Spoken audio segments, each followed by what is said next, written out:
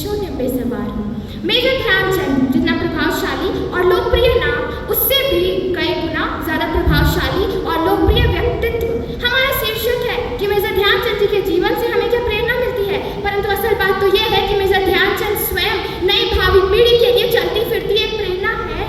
जिस समाज में खेल को टाइम पास समझा जाता था, जिस समाज में खेल को नीची नजरों से देखा जाता था, उस समाज में मेजर ध्यानचंद जी ने अपनी मेहनत और लगन के बलबूते पर खेल की परिभाषा ही बदल दी। पूरे भारत देश में उन्होंने खेल जगत को एक नई पहचान दिलाई और अपनी सहनशीलता, संयमता, लगन और मेहनत से पूरे विश्व को भारत का लोहा मानने पर मजबूर कर दिया।